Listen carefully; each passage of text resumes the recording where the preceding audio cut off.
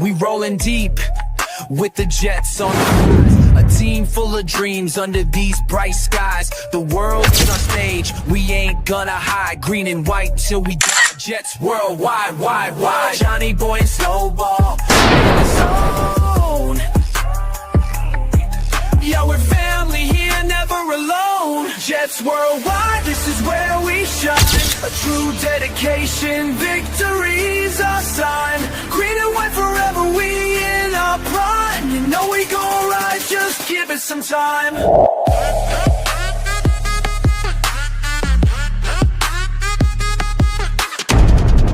2025, hear the crowd going wild. You know we spitting truth, nothing but style. A city that never sleeps, we going buck wild. Our hearts beat as we Jets worldwide, wide. Victory's a feeling, we won't let go. We won't let go. I can't. I have to say this to you, Snowball. Yeah. It's Friday. Jets worldwide. We got paid, but we got bills to pay. But did you watch that commercial of the hype of the season itself, with the guy sleeping, waking up, hearing the tick of the watch itself? Yes. Seeing the transition from Bill Parcells to a kid that we drafted, and he's now our coach. Tell me that did not get you excited for this game coming up on Sunday. You can't help but be excited. When you see one of our own become our head coach, that's exciting. So, he's got the tutelage, and now he's got the tools, and we hope and pray that he is the guy that's going to take us far, if not this season, in the real near future. So, I'm pumped up. I'm ready to go. It is Friday. I actually did get paid, so that's the truth. Not much, but I did. Back at school, so I'm back in the swing of things. First week at school, it's always you always get butterflies in the first week. So those are over, and now I'm just in cruise control, ready to go. Your week, good, bad, indifferent? Just Riley started school, kids getting back into the swing of stuff. Just getting back into the swing of things. But I can say this: I remember the first day of school. Man, I used to be hyped up to see what new chicks were coming into school that I would be able to talk to and try to, before they figured out that, Johnny Boy was not one of the good guys at that time. So, but Yeah. Listen, tonight is a very exciting night. We have Lamont Burns joining us again, coming back to the show. I think this is his third show with us. Mm-hmm. And with everything that has transpired over the past week with the New York Jets, Elijah Vera Tucker going down, unfortunately, we have a very unique perspective from someone who has played the position before at the professional level. So I am very excited to talk to him. Should we bring him in? Yes, I am looking forward to this. As soon as he went down, I know it sounds horrible to say that, but I knew we had Lamont coming on. And not only that, though, the transition from center into guard, he's told us that he's done that as well. So, let's just bring him in. Without further ado, ladies and gentlemen, Lamont Burns. Good evening, hello, sir. Hello. The lights are good tonight. Yes, everything is looking good, man. Everything is looking very good. How are you doing? All is well. I heard you say you got paid. That's good. That's always a good thing. Yeah, every other week. But you know what? As little as it is, it's okay. Yeah, keep it coming. That's what I tell them at my job. Keep it coming. That's it. I always say you got paid on a Friday, but you got bills to pay, because as soon as that money comes in, it goes right out. You can say that twice. Just want to welcome some people in on the chat. If you're tuning in, hit the like, hit the subscribe button. Very important. We are climbing steadily. We are halfway home to 500, so we're getting there slowly but surely. Every week we're gaining more subscribers. So Bill M's in the house. We got Afram as usual. We got Party with Peg and Artie. We got Matthias Simon, the legend. Yes, the legend. We got Armand. We got That's who we got so far. But there are people on the way. They said they would come in. We got Vinny up in the building. Shout out to Vinny, man. Thank you for coming on. He finally was able to catch us live. Bill M, always. Paganardi. What's going on, Paganardi? But let's get into it. So you see that jersey on his right. He wore it. Super proud. You played for the green and white. Training camp is over, and you're smelling the first game. How exciting is that? Do you remember some of those times when you were like, man, it's the first game of the season. I'm going to get to hit somebody else other than my teammates now? I think the rookie year, or the second year. No, the rookie year was the most exciting because that was really your first time, your first experience of a professional game. And I played. East Carolina's a big school. I played at a big school, so you get some of the with the TV and the excitement of all that, but it's nothing like an NFL production. I mean, you see that early from the time you're leaving and going to the plane to get on the plane, or if it's a home game, that excitement of driving up to the stadium and seeing the fans, the early bird fans, they're already tailgating, and you're like, man, it's 9:30, or whatever time it is.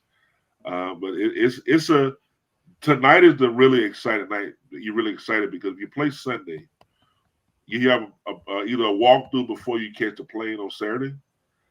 So tonight, the guys will go somewhere, have a beer, not a whole lot of beer, a couple of beers or a burger. And this is the night that maybe the line will get together at the quarterback's house. The DBs will get together. Everybody get together, and you let your hair down and talk about the season, group expectations, really what you want as a player. And it's that Friday night, man, because Saturday morning is business time. Once you get to the stadium, you got to pack your bags or get everything prepared for the game, and your whole mindset changes once you're going through that final walkthrough on Saturday morning or afternoon. So what's like somebody like Armand Membu, right? Being our right tackle. What do you think's going through that kid's head? He seems like a level-headed kid, but he's probably thinking about his assignments. Because Pittsburgh, man, you know how Pittsburgh, Blitzburgh, they're gonna line up and they're gonna bring a lot at him being a rookie. That may change with what happened with the interior of the line. They may focus more toward attacking what a perceived weakness with losing Vera Tucker. But he's really, as a lineman, you just got to lock in on your opponent. You watch a film constantly, especially now because you can watch film on your phone while you're getting shuffled around on these guys. You can constantly watch the pass rush moves, the certain blitzes. You can pick up a lot of things. So that's what he's probably doing. But he's letting his head out tonight too. He better. You don't want to be too nervous going into the game. You want that Friday night. You want to sit back and just take a deep breath before it, because once it starts, it goes. Yeah, he's going up against T.J. Watt this week. I know. So he's got some major competition at his position. We saw him during preseason have his ups and downs. Yeah. So he was here and there, especially against the Giants. He had his trouble. So, do you think he's going to be able to hold his own? Do you think he needs help? What's the deal with him, you think? Early in the year, they'll probably have a tight end. Similar how when they tore that knocked the Giants, that big mouth Giant guys that knocked him on the ground a couple of times. How they did that. Yeah. They'll bump with him on certain pass situations. He's good at his run block. He'll be fine. They'll let him see. I say thing like most coaches at the pro level, they're gonna give you a chance to see, can you do it. They don't want to go into the game and say, well, we better have help. They'll have a plan to have the tight end chip or to have the running back maybe scan to that side a little more in pass protection situations. But they're going to give him a chance to see, because, hey, if he holds his own or even gets a draw or win against Watt, that opens up even more the offensive playbook for the coaches. So they got to let him see what he can do. And if he's having trouble, then they'll say, okay, we won't go so much empty receivers. we'll bring tight end in, or we'll make sure we have two backs, one to block, one to help the kid out. But we should. I think he'd be all right. I think he's going to be all right. So let's get into it, right? Let's talk about it. It happened. We couldn't believe that this occurred, right? We lost AVT, and it sucks. I feel bad for the kid. I was one of the guys that was really hoping for him, but I do have to give credit to Snowball, because Snowball did state that his biggest concern with him was him trying to stay healthy, right? Yep. So first and foremost, I want to say this. There's a lot of individuals that are out there that are stating that AVT was an average type of player. And that narrative now is being put out there because he's gone again. He can't be there. Your biggest ability is your availability, as it's said out there, right? I think that narrative is wrong and it shouldn't be put out there, because the potential of this guy that everybody kept talking about, pro bowler, all pro, consistent individual. He was your Swiss Army knife there. But how impactful is the loss of AVT, not only in the guard position, but in the locker room as well? It's listen to what you said. I was just thinking about what would Coach Parcells do. It just hit me, and now by thinking that, I'm thinking AG, Coach Parcells. That's very similar. Next man up mentality. That was the thought process. Not to jump way ahead, but it's not only next man up mentality, but injured players don't play for Parcells too long. He got rid of a lot of very good players that end up playing pretty good at other teams. But if you have a lot of injuries, you're making money, it's a contract year, I don't know. However, for right now, for this week, the fact that it happened so late, right here towards the start of the season, that's hurt. That hurts. As an offensive coordinator and as a coach, now you got to say, what the heck just happened here? And you got to try to figure out, what do we do? As a brother lineman, the brotherhood of the lineman, you hate to see one of your best players go down. So you're thinking, okay, we was already trying to figure out what we're going to do at center. We were comfortable at our guards. We was comfortable at our tackles, knowing that we had the rookie. We was comfortable. Now you lose that. Now, like we were saying earlier before we got on, do you take one of the centers and put him in guard? Do you bring in a backup and put in guard? And you have to make that decision had to have been made ASAP, because you got to the line. One thing about the line, you have to have some continuity, even if it's just 2 or 3 days. You can't wait till Friday walkthrough or Saturday walkthrough or even Thursday practice to decide who's going to replace anybody that get injured along the line. You need time to work together to get a kind of understanding. That's why, personally, I think they're going to move one of the centers there, because they've been rotating with the starting unit a lot anyway. So they'll be able to slide right in. It won't be the same, but that's my thought. But we'll see. We'll see a couple of days. So Lamont, you've stated, and just so everybody that's coming in and watch, give them a little bit of a background of your position and the things that you've done in football really quickly, if you could. Okay. I've played everything, but I settled down at offensive line in the pros. I'm always a lineman, mostly center and both guards. It's a playing guard to guard is a tough transition because of the hand placements, but it's a lot easier than going from center to guard. At center, you're used to having help on each side every play. You rarely see a center without help from the guard and pass protection or run blocking.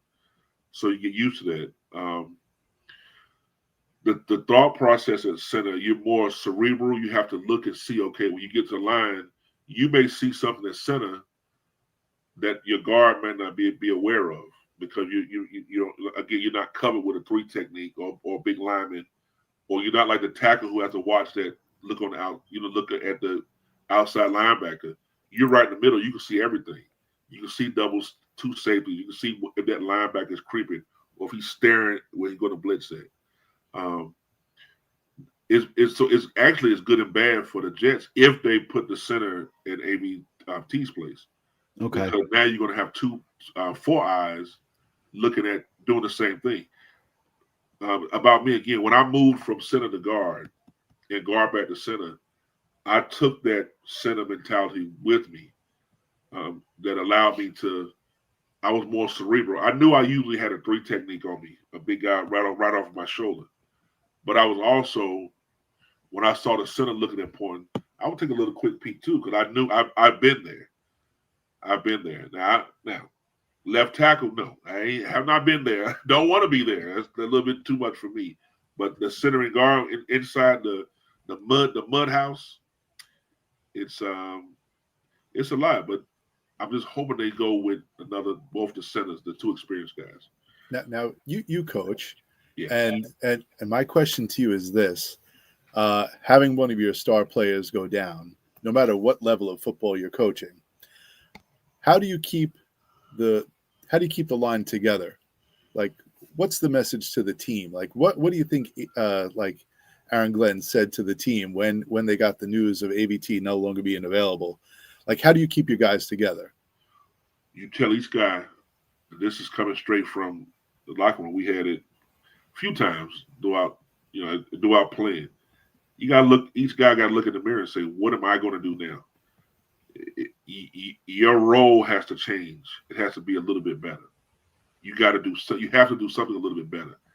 Now, within the line room, coach is going to tell everybody. AG probably told everybody, "Listen, next man up. We got a game to play. Do your job. We'll focus on that." That's fine. But inside that, breaking it down, when you go inside that O-line room, that's family. We're different, man. We're a different breed, man, and we know what it takes to be a lineman. We know what we fight through every day. We know the pains that we're dealing with each just to suit up and go out there at 330, 290 pounds, whatever. We know what we deal with, so we have our own unique brotherhood. And to see one of your brothers go down, it shakes the room a little bit. But it's up to the O-line coach, separate from AG, the actual O-line coach and the leaders in the line room. It might not be a starter. It might be a veteran tackle. It might be a veteran third string player that says, "Listen, guys, I've been playing for X many years. This happens all the time. We love AVT, but we got 17 weeks to try to get to the playoffs, try to win the Super Bowl. What are you going to do? What are you going to do?" Each man say, "I'm going to do this better. I'm going to work here. I'll make sure," the tackle's going to say, "I'll make sure that I'll help you on your inside. I'll make sure that I'll let you know." Everybody's going to work together to make it a successful for the line. And then you go out to practice and you start doing that because the show must go on. I want to touch a little bit in regards to AVT's actual his injury. Last time we had you, the first time we had you, we kind of had this conversation in regards to about the transitioning in different positions from moving from guard to tackle or tackle to center, et cetera, et cetera. And you stated to us that the technique that comes into place with each and every one of position is so like the little small intricacies that come along with it, right, are what could make you a great player at that position or make you an okay player at that position. But you did say to us that, could you imagine having to essentially, you always been working with your right hand, and now all of a sudden somebody's telling you, "I need you to go ahead and do everything now with your left." It's hard. Does that play with the potential injury of a freak injury as a tricep, or is it just a freak injury that happens when the tricep tears like that? Right. I don't want to be controversial. I'm concerned about AVT with these injuries because they all seem to be the same kind of soft tissue injuries. It's not a broken leg. Hmm. It's not a neck injury from hitting. It's soft tear injuries. And I'm not speculating, but what causes that is maybe his training regimen, maybe some of the supplements he's using, something is not agreeing with him to be injured as much as that type of injury. It is it's a freak injury. It happens to a lot of linemen. If you look around the league, you'll see a lot of guys wearing a big brace on their arm to keep it that in place. Yep. Same thing with the knees. We always wear knee braces, but you'll see a lot of. I think Joe with the big the other guard wears it. Yeah. I think he wears a big arm brace, because that the things that we do, the pushing, the grabbing, the pulling, you could tear that off the bone, especially after training and doing working out year round. But when you have that many tears so often, it's a freak injury. But you have to say, wait a minute, what's causing all this? How are you training? What are you doing? Who are you training with? So is it have to do with a lot of the force and torque, like you were just saying, of the constant, boom with somebody, or just the pulling and doing all these things in regards to that, but the switching of the position so much that you've had to move all that could have potentially affected this, and this is a reasoning for him to have these freak injuries? It definitely could, because if you think of Mekhi Becton also, remember he kept having injuries, and he went on to, of course, win a Super Bowl, and now he's a multimillionaire with the Chargers. Once he settled in at a position, but he kept going from right tackle to left tackle, and I guess Philly put him at guard because it was a little easier for him at that size and with what they like to do. But it does, because when you change from right guard to left guard, your whole stance changes, your whole your footwork changes, and you're using, now if he's at right guard, he's doing this more. At left guard, you're doing this more. And it seems simple, but when you do this 600-700 times, then you add somebody put pressure and force on that arm. Now you're doing it on this arm as opposed to the same arm. It could cause that injury. It's almost like a pitcher with Tommy John. If the guys that throw that knuckle curve or the slider, a lot of sliders, if you're doing it all the time, at some point you're going to have to have that. You feel that pain or have that surgery. So now with the gap at right guard, speculation is that Tippmann's going to move over to the guard position from center. So essentially, you're going to have two centers on the line. Advantage, disadvantage? What do you think? I think it's an advantage because of the wisdom, having two guys that are used to looking and seeing everything. However, the only way it could become a disadvantage, when you're at guard, you can't look and do that with too much because you're at guard now. You start looking around and thinking you're at center, and you say, "Oh man, they're going to come with that double A gap blitz. They're going to come with this blitz," and you got the big Hampton. I don't know if he's still playing Hampton for Pittsburgh. Head up on you, and you're thinking center stuff. That one instance, you're getting bull rushed, and you don't have help. Like I said, at center, if you get bull rushed at center, that means that one of those guards are uncovered, and he can step in and give you a bump. You at guard, you get bull rushed. I don't know if y'all watched Carolina play TCU, but it was a couple of plays where that guard, they keep some of ESPN. The guard got literally ran over right into the quarterback lap, and that happens more than often in the NFL. Also, that's my concern. I think with the two centers that we have, the Jets will be good this week. That's what I'm thinking, because both of them are good, and Tippmann is a big kid. He's big. He's more like to me, he's more like a guard because he's so darn big. Mm-hmm. That was going to be my next question. My next question is, he was abnormally big as a center. So do you feel as though he's better suited to play guard? He's a good center, man. I watch him practice. I watch how he plays, but he could play guard because of his size. he can really do it. And listen, hey, like I said, look at Becton. He left the Jets and had a $1 million contract with the Eagles, became a starter at guard, and went on to get a Super Bowl ring. So this move may help Tippmann. Does height ever help at any position on the offensive line? You tackle usually that left tackle.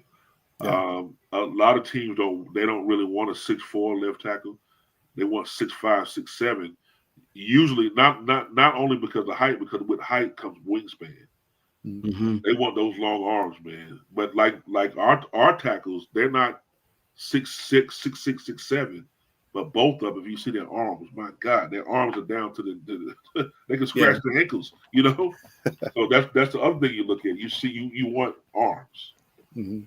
So, but yeah, usually left tackle, you want a big left tackle to protect that blind side with them long arms that can push people by or lock on to a guy. So having the two centers right there right now, you stated before that the center is like another quarterback essentially on the field. So with that being said, if Tippmann does move on over to the guard position, essentially we would have 3 quarterbacks, right? If my math is right. How does that benefit Membu, right? Or is Membu going to miss AVT because AVT has been so versatile with that? That's a damn good question. He's going to miss AVT. But let me tell you, having a center beside you who knows what everybody's supposed to do, sometimes us guards, we get a little bit flaky. We may not. I know what the heck I'm supposed to do at guards. Because I'm watching film on that 3 technique or that blitz and linebacker. The center's watching what everybody's doing.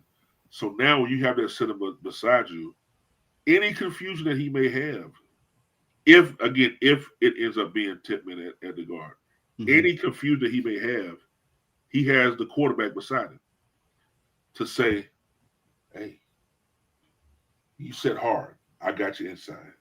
Or you know what to do on this play. Remember, we went over this. You got to stay. Oh, yes. You know, I mean, I'm saying it in slow motion, but when you're out in the field, that happens a lot. You say, hey, go, let's go. Or watch this or watch that. Having the center do it, instead of having the center doing it from 2 guys away, you'll have somebody right beside you who knows what you're supposed to be doing on every play. It should benefit him. Centers, when I was at center, one thing I know is center, and when I coach my centers, I don't tell them what they're supposed to do. I'll tell the tackle, this is what you do. I'll tell the guard, this is what you do. I tell the center, this is what we do. The center has to know what we do. Forget what you're not you. It's a we, and he has to be able to relay that to the rest of the linemen. And game time situation, right? I've always wondered this. Game time situation, you're on the line. Obviously, you talk in the huddle prior, right? Quarterback's usually communicating everything to the players first. But when does the communication happen between the linemen? Like from huddle to getting up to the line, when does the communication happen, and how does that happen? Actually, depending on linemen, some of the communication starts in the huddle because the quarterback will call a play, and sometimes quarterbacks will say, let's say, X right, double wide left, 22 ISO on 3. And I'm like 2 or 3. What's the play on? What's the call on? And the guard, or if I'm a center, or the guard will say it's on 2. Oh, because I missed.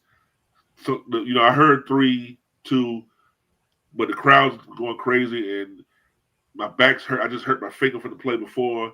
You hear it, but sometimes right in the huddle, that little second you miss what to play on, and you see guys jump off sides, or you see guys slide right when it's supposed to be a left slide.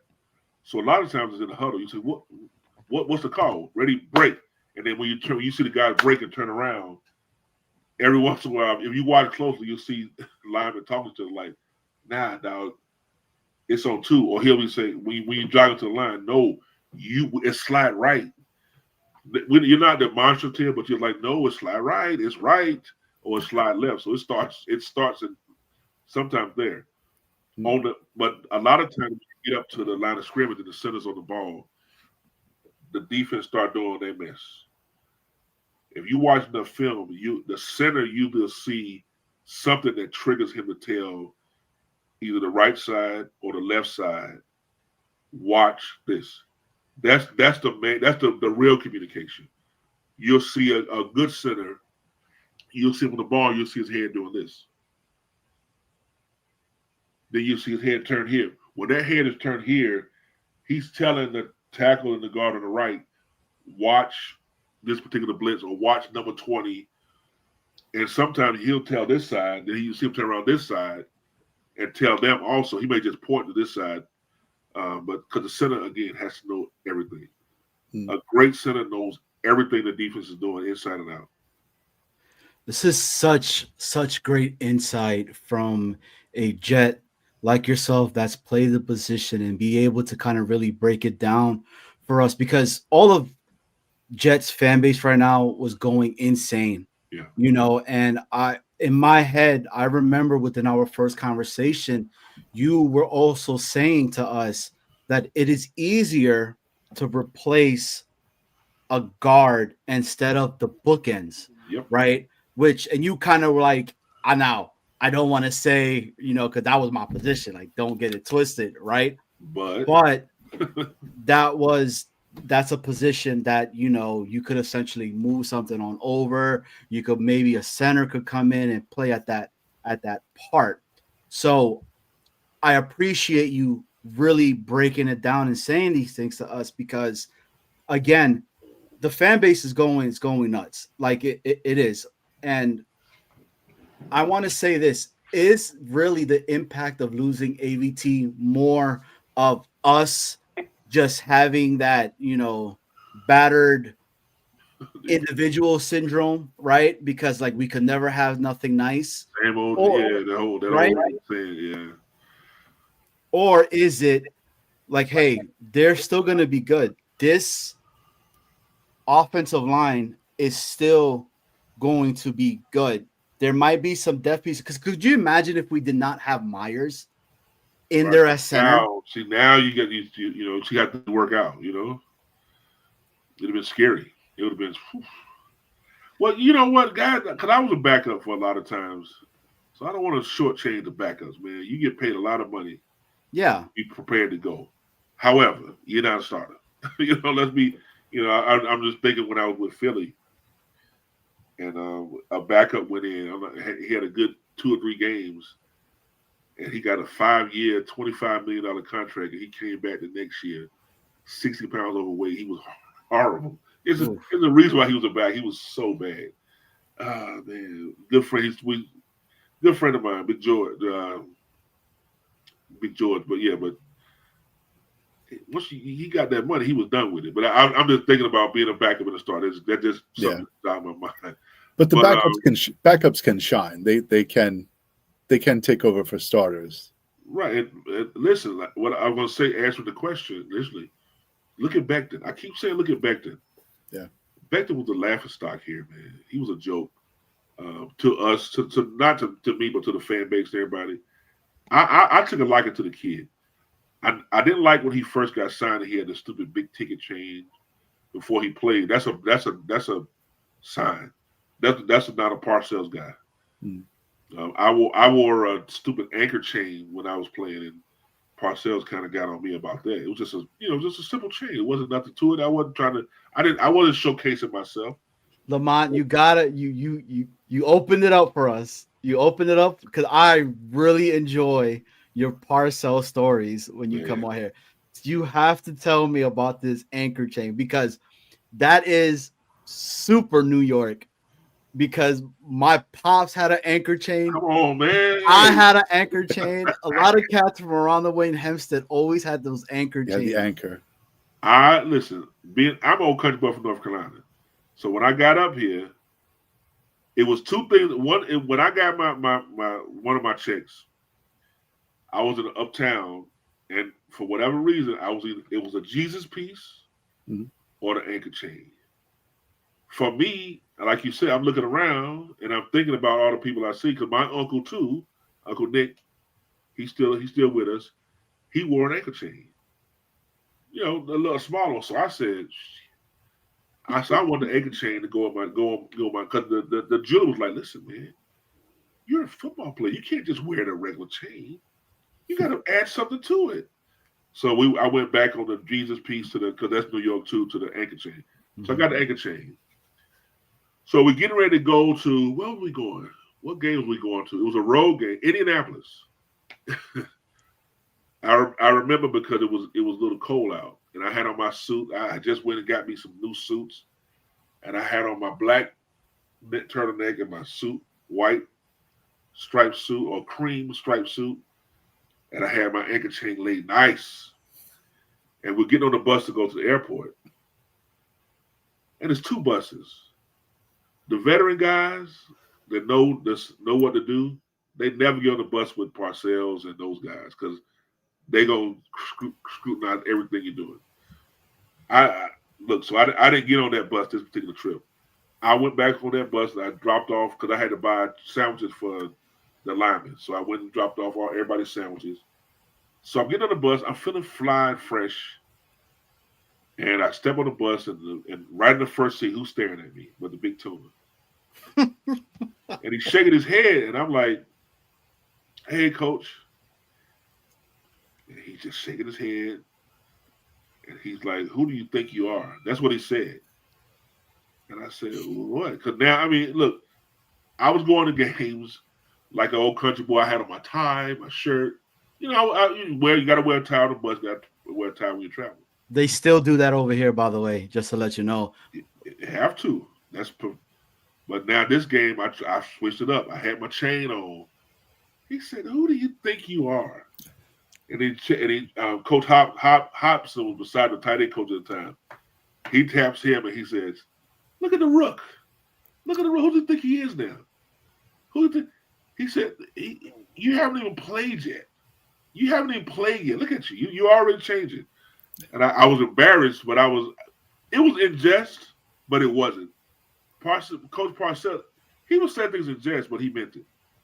In other words, he was telling me as a veteran coach, don't start buying chains and switching up like you're some superstar until you do it on the field, kid.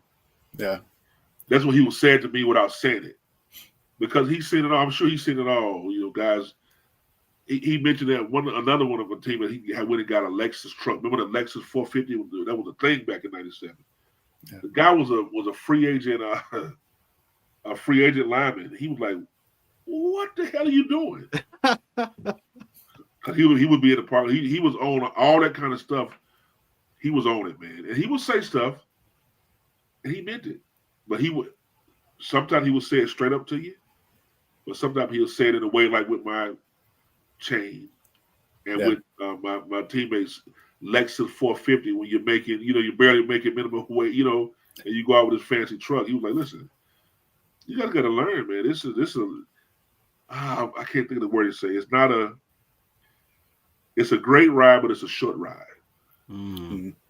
You gotta think of big pictures. So yeah, NFL, right? Not for long. Not for long, man. Yeah.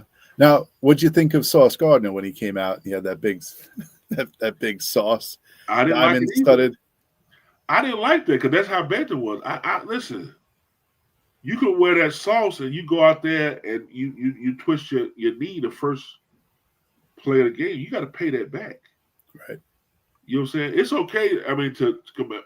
Now with Sauce, that was his whole moniker back in school, and now they forget about it because these kids are making enough money now. Yeah. The NFL money, they laugh at it. Some of them. Mm-hmm. They're making so much money in this NIL. I didn't like that. Listen. I'm not a flashy guy. If you come to my place, you see a lot of Jet stuff. I'm not a fancy guy. I tried to be for a while, but that rung in my head because my pops was real. My pops was about that flash, but when Pops says, "Oh, that was the worst." He looked so good. He looked goofy. Yeah, and I like Woody. He just looked goofy. Man. Woody's a good dude, actually. He really cares about it. Some people don't say he don't, but he does care. But he looks so goofy with that. Yeah, I think what he cares. I don't think he knows what he's talking about, but I think he cares. Not at all. Yeah. I tell you guys this much about Woody right now. Like, you have not really heard from him or anything since Glenn and Muji has taken over, which is a good thing. And I'm like, keep it going and let's see what happens. Right. But we haven't played a game yet. Correct. Yeah. He probably told him, listen. Snowball, you had one thing that we wanted to also talk about that you had on here, right? It was really good that I wanted to continue to keep picking on Lamont's brain. Which ones? Like this one? Remember without ABT? He hit that one already. I think so, at least. So I don't know. From what I took from there, strategies of the line. Yes. So from what I took from that conversation that we had a little bit earlier, Membu's gonna be fine. Yeah. And with if they do go ahead and move on over Tippmann on there, that's going to be something that's going to help them out even more, because in case something happens, the crowd is loud and you don't hear that, on 2 or on 3, you got a guy that could essentially, he said it on 3. Hey, look at this guy right over here. He's getting ready to do this, or he's going to do that. And then on the other side, you still got the center to be able to go ahead and it's for myself. I just remember you saying that and it stuck with me. And it so happened that unfortunate AVT went down. And I wasn't one of these guys. I was just like, oh, it's over. It's done. Like it's a lot of people like that though. But being able to hear it from you, to be able to go ahead and state, hey, no, like that's good. I mean, and then you heard it on his presser. Tippmann came on and he goes and says, I've played guard before. I've always had that guard position in my back pocket. And then I remember you always talking about being kind of versatile when it came to that, because if you want to make the team and you're going to do whatever you need to go ahead and get done to be on that team. Yeah. So, but the key strategies, Senor Snowball, like you were saying. Yeah, what are the key strategies for the O-line? Here's the thing. You've seen it, Lamont. You've seen some of the preseason. You've seen guys in practice and stuff. And are we more of a? I mean, how are we in comparison, like pass blocking to run blocking? Obviously, AG wants us to run the ball like crazy. Are these guys suited to protect Fields when he goes back to pass, though? Thank God, like we said early when we first did the first one, it's good that he's a running quarterback. I think that doesn't put a lot of faith in me, Lamont. I think being pass blocking, you want to become a wall. And Tippmann's going to help, and everybody, whoever's there, you'll help. But you become a wall of a unit when you play beside somebody for many games, many years. You start understanding things in pass protection.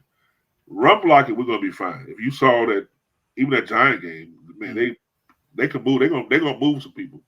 A lot of big bodies up front. Pass blocking, again, good thing we don't have a straight drop back quarterback, because if protection breaks down, which is going to, I'm gonna be honest, it's going to probably break down at some point, because we're going against that stinking Pittsburgh Blitzburgh.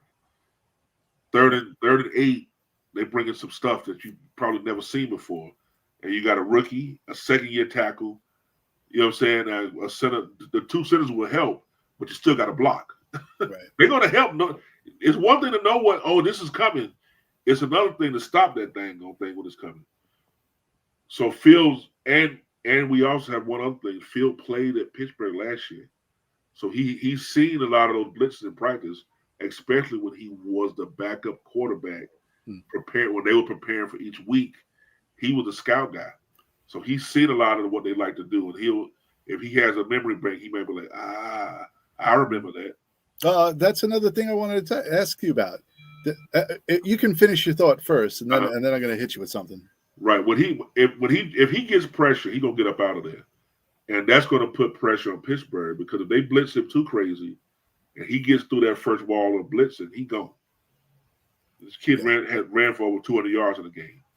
He don't mind running the ball. I don't want to run the ball because I don't think that Tyrod is ready to play, but that's a whole other story. Okay. If Tyrod wasn't hurt, he'd be ready. But I still think he's a little banged up. So my question is this, right? Year to year, the playbook changes, minor, major. What's up? Depending, well, you got the whole new coaching staff. So whatever he brought, it changed. That's what hurt. I think hurt Zach. I think that blew Zach Wilson's head, man, because it was a new coordinator every year. Mm-hmm. And every year you learn this big playbook like this. Right. And then a new coordinator comes in and say, forget all that. Terminology, a lot of football, a lot of it is terminology. So you it's almost like being in school. Being a teacher is almost being in class. You gotta say, okay, I know this is red. This is red. This is red. However, when I'm on a new team, so it's green. It's still the same thing. It's just green now. It's the exact same thing, but it's green. It's X. And for man, it's X. It's still X. I'm still doing the exact same blocking. It's just called a different thing. So in the back of your mind, say if I played, the Jets would call a play 34 ISO strong. Okay, the Raiders would call the same play 4. They take the 3 off of it. They say 4. That's the 4 hole. So you know, okay, it's still 34. I know we're going through the 4. And they might not call it ISO. They may call it strong power. Or fullback lead, which is the same thing as ISO. So you just got to take that terminology and say, okay. But the playbook is a pain in the behind to learn. I was going to say. During the season. Changed during the season too. They'll add stuff during the season. Coaches see somebody else doing something and it works for that team, and they'll come to practice and say, "Listen, here I got 3 sheets for you, line to look over. This is the new 300 protector." What? I just learned the regular 300. We got to learn no. Because instead of doing this, we're gonna do it this way because we can pick up that blitz better. So how many plays are you memorizing as an offensive lineman? Hundreds. Oof. Now, I say that it's hundreds of plays, but a lot of times for us, we do the same thing. The running back may be a different running back getting the ball, or it may be, say, like we'll run toss sweep. I know I got to block it as a toss, but it may be jet toss sweep to the receiver. It may be QB boss, which is the quarterback keeping it and running the toss sweep. It may be toss lead with the fullback leading the running back. It may be naked boot toss, where he'll act like he's doing a bootleg pass, then toss it to the guy going in motion. So I say hundreds of plays. So that right there, that's about 5 or 6 plays. But it's all the same. For me, it's the same blocking. So it's the same play. You got 5 different variations on the same play. But you got when you get in the huddle, the funny thing, you get in the huddle and you're tired as hell and it's third quarter or hell practice and you're tired and you beat. And even though you ran it 16 times or different formations, they call you like you get that moment. I call it senior moment now, where you're like, what the hell do I do? And a lot of times, either center or guard, they say it's toss, man. It's just toss. Were you ever in a play where you got the call in the huddle, nobody communicated you on the way to, like, you didn't get the last part of the call, you're on your way to the line, and you're just like, what the hell do I do now? Yeah. And what do you do, pardon me? Yeah. that happened to me more than I want to tell, because like I told you, remember I told you that Parcells had to jack me up earlier. I'm a Pisces, man. Sometimes I go off on my own. I'll be in the huddle like, man, I just knocked that mother ass, ready break. Oh shit, what's the play? I'm still thinking about the last play. Damn. And then you go onto the line and you're like, okay. So you just go back. It's like riding a bike. You go to instincts. Yeah. If I have a 3 technique, which is a guy on the guard, which is a guy if I'm the right guard on my right shoulder. If I have a 3, the probability is I'm gonna have to block this son of a gun. Now I don't know if it's a run or pass. So I'll look over and see how the line, guy said. Or I'll just ask the center, what is this? But say I don't have time to do that. I'm going to block the 3 technique. If I'm wrong, I'm going to block the hell out of them. I'm going to block them so good, they're not going to know I'm wrong. And if I'm wrong, I go into the huddle and the tackle, like, dude, I had the 3. You supposed to have to go around to the linebacker. So my bad. But I blocked the shit out of them. You know what I'm saying? So that's just line. It happens, man. And sometimes you'll see 4 guys do that. Yeah. We'll be arguing about why you didn't pick this up. The quarterback is trying to get the play in, and the right tackle's arguing with the left tackle. How the hell did you let that guy get past you? The left tackle's telling you, shut up, man. And then we sitting there talking, and the quarterback is trying to call the play, but it's hectic. It's hectic. It's a lot going on. So, Lamont, so then let me ask you this. You kind of it brought this up for me then, and I'm talking about last year.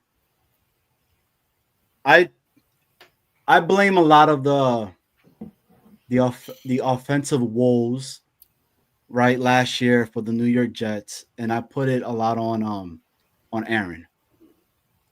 So you're telling me, you're kind of saying that, there's like 100 different plays, but then you got a guy like Rodgers that comes in and is changing stuff right on the line from what the coach just said. What's the impact on having a quarterback that does something like that, where it's really his first year with this line? And I mean, the time is going by so fast that at the 3 seconds in, he's can again, and then there's some pre-snap penalties. Let me tell you, go back to the first year, the first play when he got hurt. That's exactly what happened. Oh, okay. He called, got up there, wanted to go for a shot. Well, you can't go for a shot if you tell the damn tackle to slide away from a guy coming undamn blocked. Right. Especially when we all trying to figure everything out. You're like, because if you look at the tackle, do I have him? Wait a minute, he just said slide. What? So the big guy, if you see him, he was just there. He just kind of waddled, and the other guy, the guy came off the edge and hit him with a clean shot. That happened a lot last year. Yeah. When he was running around, because he had free reign to do that. That's hard as a lineman. Like I said, listen, we smart. A lot of us very cerebral. But we're also, it's a physical position. We don't have time to analyze and say, oh, let me throw the ball out of bounds. There is no throw out of bounds. I got a 360-pound nose tackle, you know what I'm saying, and Ray Lewis that's going to come blitzing on my head. So if you call 60 protection, and I know, okay, I got a slide, I got help coming backside, I got the read, then you go up there and say, no, check 80. Now, 80 protection is man-to-man protection. But do I have Ray or do I have, and I'm going by this is real. Do I have Ray or do I have Saragusa? What pain am I going to have? Yeah. Because they both, it's 2 pains. With Goose, he's not going to pass rush hard. So if you just lock onto him, he'll just shut it down and put his hands up. But with Ray, if Ray's blitzing, you may not make it. You're going to see stars, man. That's a big dude, man. Yeah. Big difference between this year and last year, though, with mobility of the quarterback. So as an offensive line, you got to come back to that, because now you got Justin Fields. And I'm predicting that we're going to see a lot of RPO action with him. As a lineman, now you know what the play is. But if that play breaks down, what are you doing? Are you looking over your shoulder? Are you seeing what he's doing? Like, I know you can't, because you got somebody in front of you who's occupying your space. You're doing your job. Right. But if he decides to run, and you got a helmet on, right? So your vision is limited. And it's loud. Right? So how as a lineman do you adjust to someone like that? A lot of times a center couldn't. A lot of times you watch foot, the center just doing like this. Right. And he'll help out somebody here. and he's reading. So he'll see.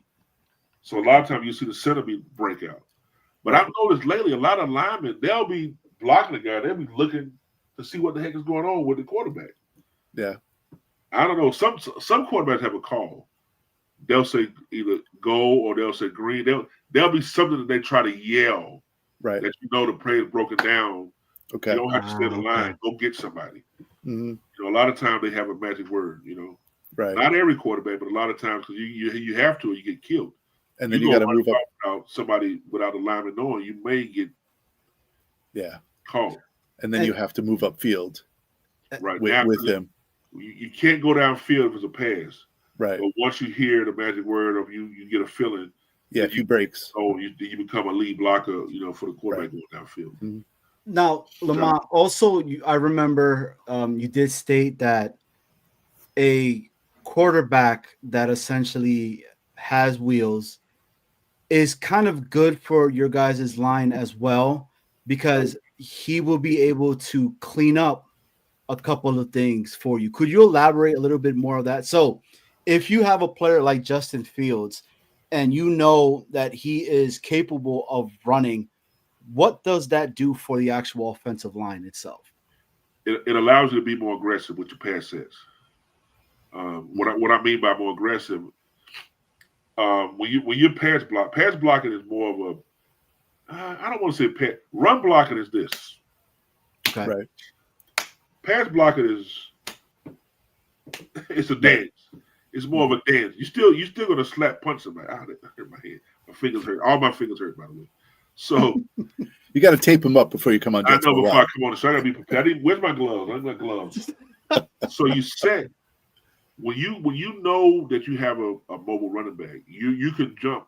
We call jump set a pre-technique, meaning you act like it's a running play, and then you set on them as opposed to pass, set back and pass pro. You just jump on them and smack them right away.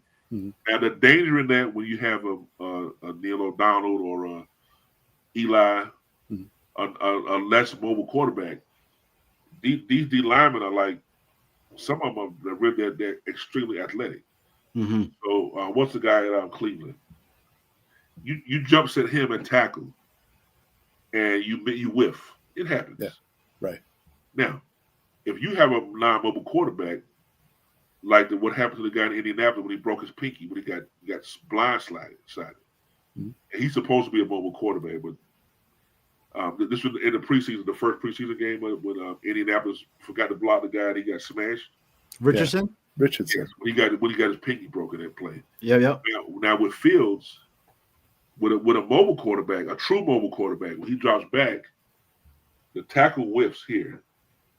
You see that guy coming. You'll see him spin out. Or you see him take off running away from it as opposed to standing there, slow move. They see that. They're going to move. They're going to do something. At guard and center say slide right, but I hear slide left. So sometimes you have a guard, the left guard slides this way, and the center slides that way, and you got a big guy come right up the middle. No one blocks. With a non-mobile quarterback, it could get ugly. With a mobile quarterback, he'll shake that guy. Justin Fields will be able to shake that guy and stay in the pocket and still look downfield.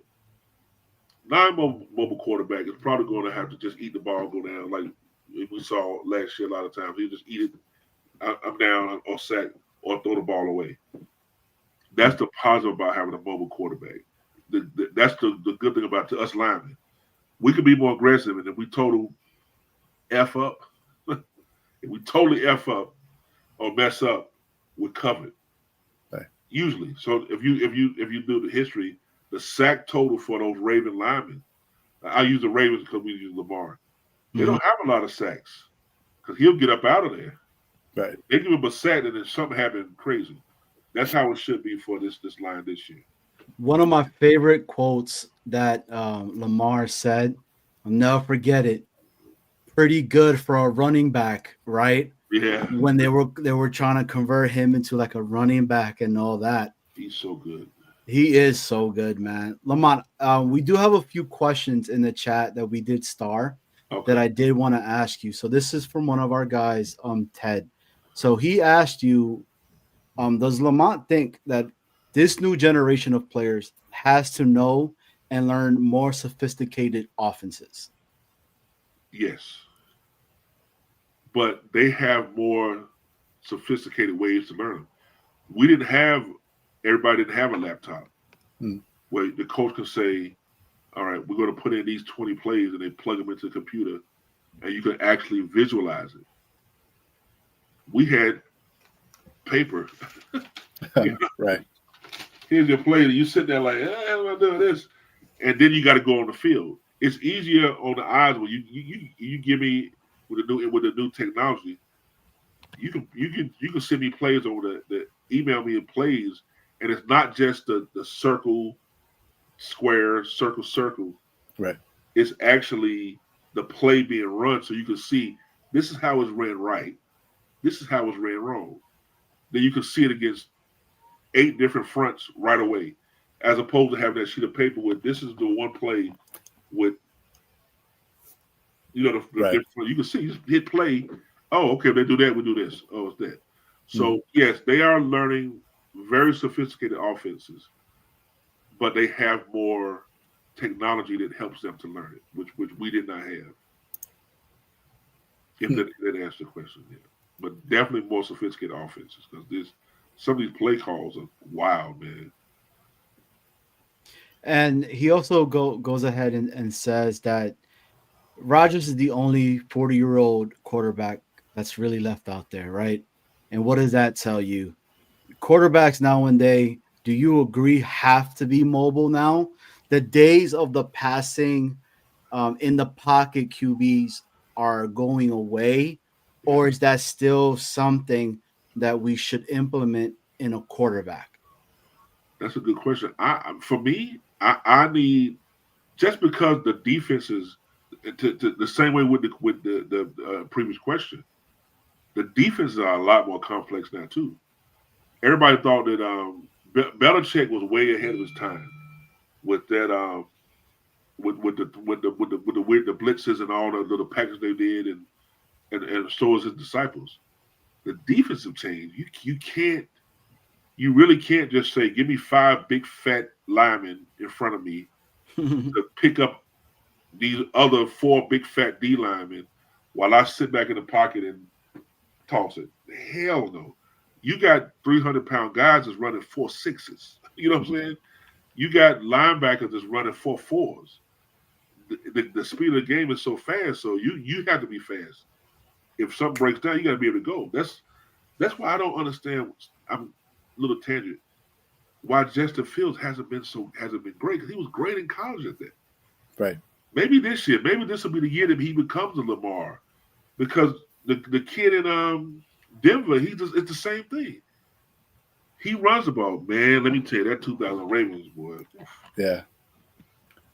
Crazy team. And I agree with you, Lamont, on that. And I've been saying that left and right about Justin Fields. Now, am I expecting Justin Fields to be take this giant leap and we're just like, holy shit, like, yeah, where's this been and all that? No, I don't, right? Because I think it's going to be a heavy run offense, right? And I think it gets to the point where, they might stack the box and they're going to dare him to do it because he still has an arm. Yeah, that's the point. But I think he's been given the raw end of a stick at times, right? What he had over there in Chicago when that line was ranked almost dead to last, and you're running for, I forgot the yardage he had on that first year. That does something to you up here. Mentally, yes, sir. Right? And then not only that, but having the constant change of offensive coordinators that he had back and forth. Again, they're trying to change Justin Fields from what Justin Fields was doing out in Ohio. Instead of letting him be who he is. Exactly. But that's just my opinion in regards to that. In Pittsburgh, when he came over here and he got benched for Russell, I got a lot of friends that are Steeler fans, right? I And don't from my understanding, it was more of a top that was like, we want Russell to be the guy back there, because it made no sense They when were winning. exactly. So, but that's again just my take. I want us what I want to see happen, right, is that these guys come in and they're like, Aaron who? I don't want to see the Jets come up to Aaron, right? Maybe after the game, after they beat the bricks off of him. Hell no. Don't talk to him. Exactly, right? So when I just and Bill M does make it good. He does state it. It is true. Russ was promised a job again when healthy, and it was in game that's game big. 7. So nobody talks about that, right? The narrative was created that, oh, he got benched for Russell Wilson and all that. No, the guys from up there that control everything wanted the dude to. They wanted Russell Wilson, you know, and I love Mike Tomlin. Like I think he's definitely going to be a Hall of Fame coach. I really, really do. But has he really, elevated the offense after Big Ben has left? Yeah. It's always been that defense. It's the So defense, man. again, you got another team that has woes on their offense. So they're like, hey, let me get this Hall of Faming quarterback yeah. in Aaron Rodgers that is cool with Arthur Smith. I start thinking, oh, Hackett, all over again, that he's going to let him do whatever you want to go ahead and do. We've seen it. Yeah. So, I don't know, man. I'm intrigued by this week's game, and I know Snowball wanted to ask you a few questions, I think, about the game, if I'm not mistaken. Yeah, I just had. Well, I had something about offensive linemen, right? I'm intrigued with this, the idea of holding, right? What's that? Never heard of it. Yeah, I know it never happens, right? I understand every play. No one ever holds, right? But the idea, I'm going to ask you this, almost like Shakespeare, right? Like to hold or not to hold, right? When do you know you can get away with it, and when do you know you're going to get busted? Like if the play is going your way, right? Are you more likely to get busted when the play is going your way? Or if you're away from the play, are they going to call holding on you? Like, you give us a rundown. It depends on the referee, the ref, man, the line guy, man. Some of those guys, they let it. Some of the guys know, okay, this is so-and-so, so I'm going to hold you. I'm being a hold all day. It's really, you just got to be, I deal with this now coaching, man. I don't believe anything is holding. I still don't to this day, but. Of course. Right. If your hands are inside, it says not holding. But what happened? Your hands are inside, and then the guy's trying to pull away from you. Right. You kind of got to let him go.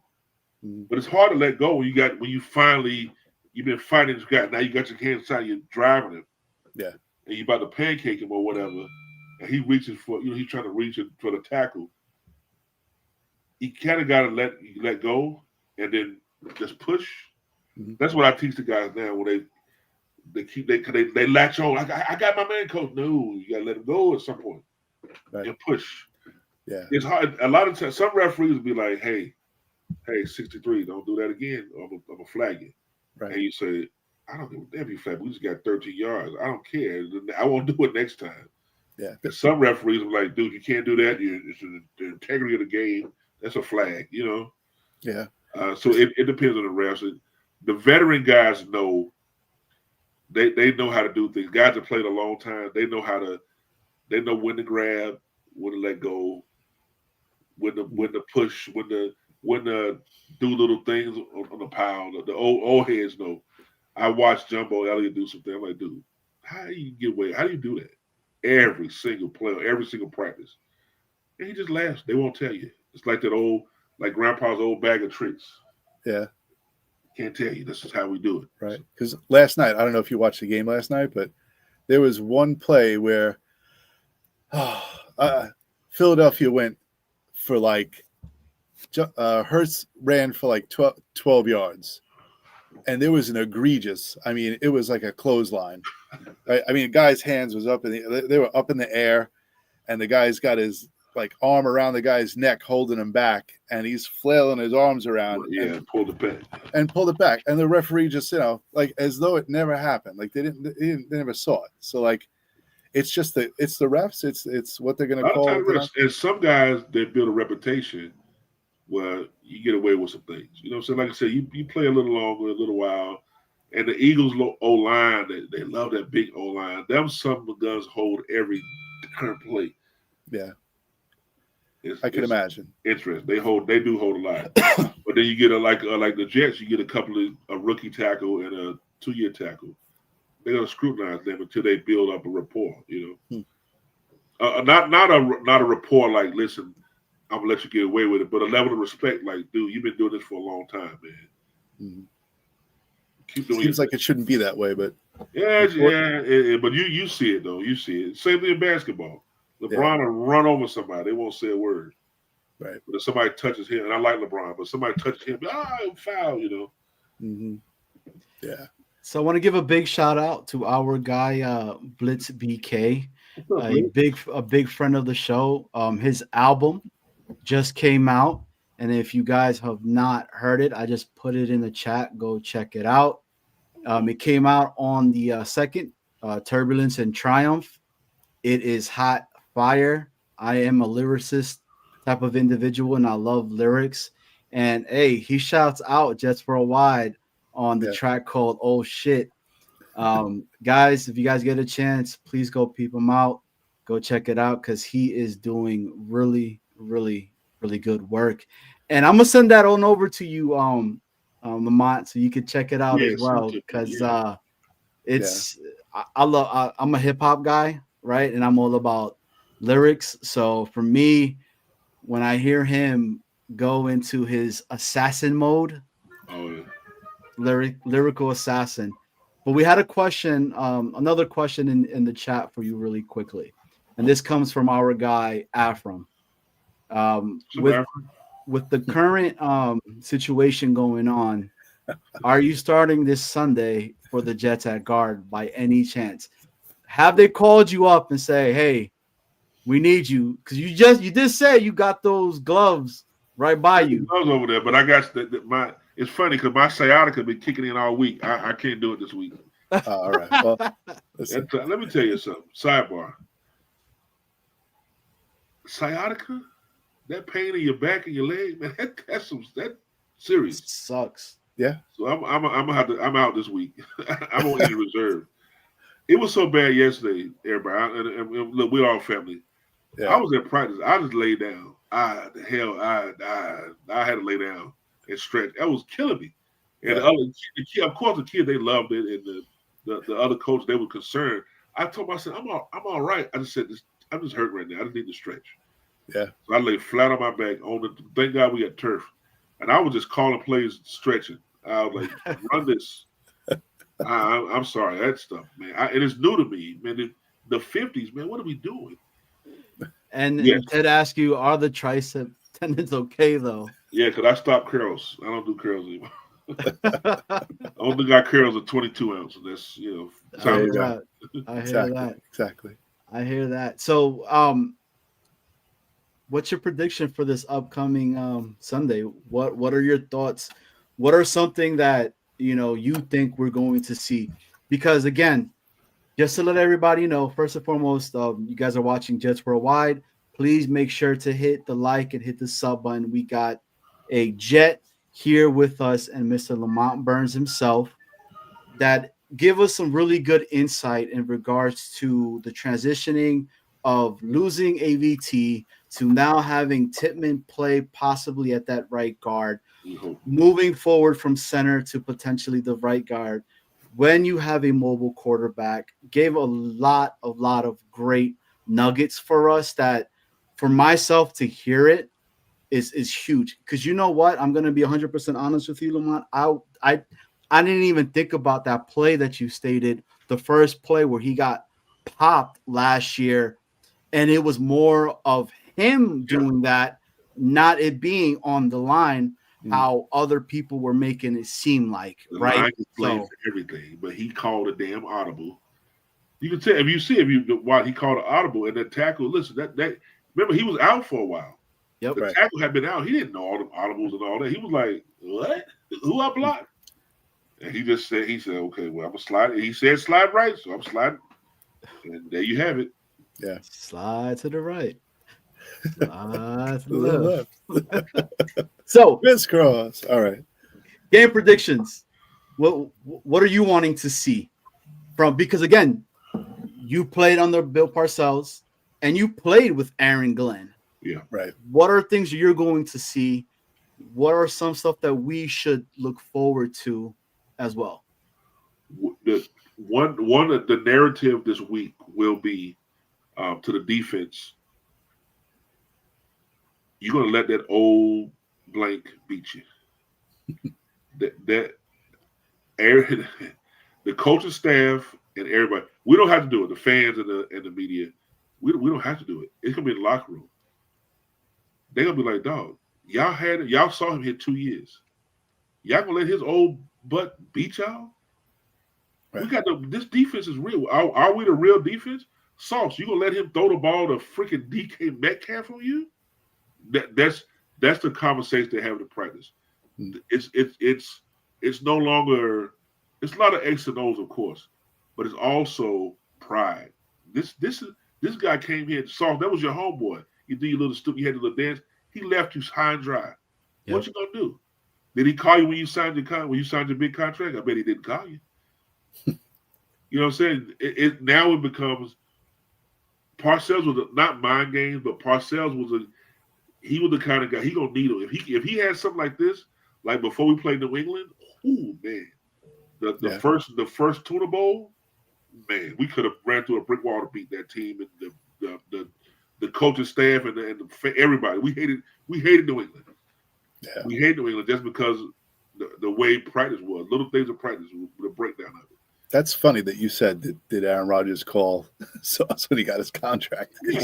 They're best buddies, right? No, he didn't. Yeah, that would infuriate me. Yeah, yeah. Now you think about it. You want now go out there and kick his ass. Right? You can say it. You can say it's Friday, baby. Okay.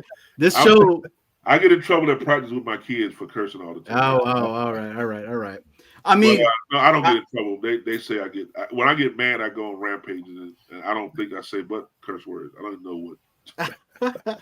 One of the things with the presser, they asked them, they were asking a lot of the guys, have you talked to Aaron Rodgers?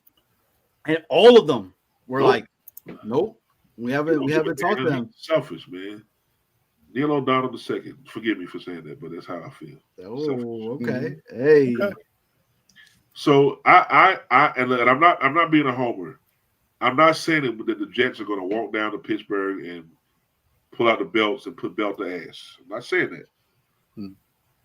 But if you look at it, our defense and a move that we made last week, getting those 2 D tackles. Right. Let me tell you about that brother from Minnesota. That's a bad boy. He is going to make our defense go from here to here. It was already good defense. How did Minnesota got rid of that guy? He's nasty, man. Yeah. He is a run-stopping, just a dirt daubler, just stick me in, let me just do he's a dirty work.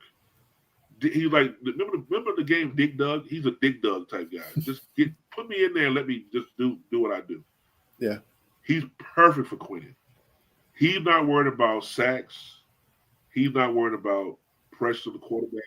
He's a space eater. Making Quentin Williams make them double team me because I'm gonna cause havoc. So Quentin could get one-on-one and raise hell and get in Aaron's face. Pittsburgh's O-line is not great. Correct. You don't hear them mention, that Pittsburgh O-line. So we should control the line of scrimmage and they don't have dynamic playmakers on offense like they had it before. Even the running backs. I mean, Jalen Warren's a starting running back. He's decent, but he's not. Again, we're not going to play the 49ers in the first game like last year. Mhm. Yeah. And I'm not poo-pooing Pittsburgh because Pittsburgh will be well coached. Correct. That crowd is going to be in a frenzy. Because the hell, they're like that everywhere they go, to Pittsburgh fans. And that will play into it. Remember, we got a rookie tackle and a second-year left tackle. Yeah. However, our quarterback played there, so he knows how that crowd is. Mhm. We got our young veterans are young veteran enough now to know how to go into a situation like this and just play football. Forget the crowd, forget Aaron at some point, and play football. I think on paper that the Jets are a better football team. Again, if people say, well, the receivers, I'll take our number one receiver over their number one receiver. Really? You know what I'm saying? Okay. So Wilson over DK all day, every day. Right. That's what I'm saying. So if you want to compare, I like our number one better than their number one. Mhm. And the rest of them are all hodgepodge. There is no other, and we got a rookie guy that I like. Pittsburgh has a bunch of guys. I think Aaron Rodgers called them, I got to get the ball to the little guys. Mm. He mentioned something about them being little guys. Oh, well, the little guys. Our O-line, again, we lost ABT, but I think our O-line is better, and we're going to have the better 3 running backs. Yeah. Should the Jets win the ball game? Yes. On paper. Game not played on paper.